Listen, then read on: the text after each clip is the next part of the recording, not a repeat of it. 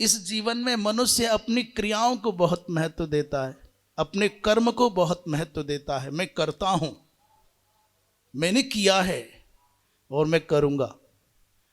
परंतु मैंने किया है, मैं करता हूं, मैं करूंगा, इसके अंतर्निहित जो आचार्यों की, गुरुजनों की, माता पिता की, संतों की कृपा शक्ति है, उसको अभिमानी व्यक्ति विसार देता है।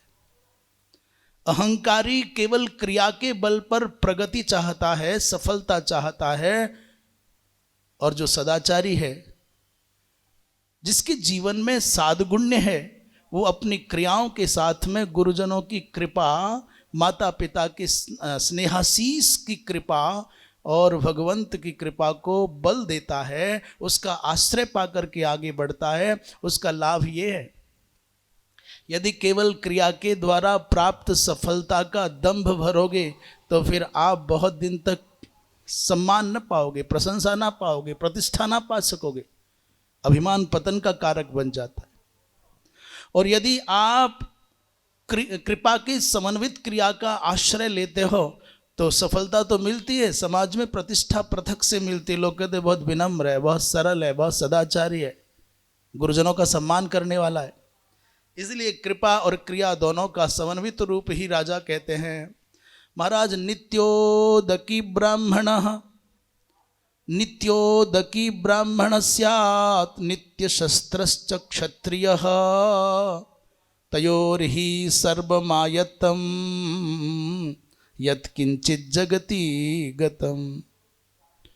श्री यहाँ पर मुचकुंद जी महाराज कहते हैं कि ब्राह्मणों को कैसा होना चाहिए?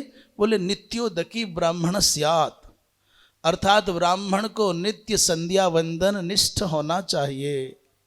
उदकी का तात्पर्य उदक क्रिया, अर्थात जो ब्राह्मण कुल में जन्मा परंतु संध्या वंदन नहीं करता है, संध्या वंदन रहित ब्राह्मण को शक्तिशाली नहीं माना। ब्राह्मण संध्या वंदन करता हो, अच्छा, संसार में संध्या वंदन से बढ़कर के सरल, सस्ती, अमोघ और प्रामाणिक कोई अचूक साधना नहीं है ब्राह्मण के लिए।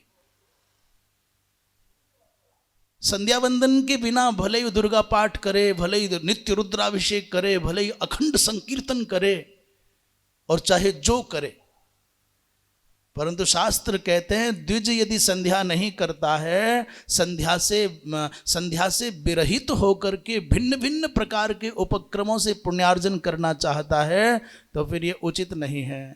संध्याहीनो अशुचि ही, संध्या से रहित ब्राह्मण हो, क्षत्रिय हो, वैश्य हो, उसको अशुचि माने अपवित्र कहा है और अनर्हः सर्व कर्मसु कहा है। वो तो समग्र कर्म विधान में, कर्म विज्ञान में, यज्ञ यागादि के प्रति वो अयोग्य है, माने अपात्र है। इसलिए पहले संध्या वंदन करे और उसके बाद फिर चाहे नाम संकीर्तन करे, चाहे फिर दुर्गा पाठ करे, चाहे फिर वो हनुमान चालीसा करे, चाहे भागवत जी का पारायण करे, चाहे रुद्राभिषेक करे और चाहे यज्ञ करे, परंतु पहले उसको संध्या वंदन करना चाहिए। तो क्षत्रिय को नित्य शस्त्रोद्यत होकर के, उद्यत शस्त्र होकर के,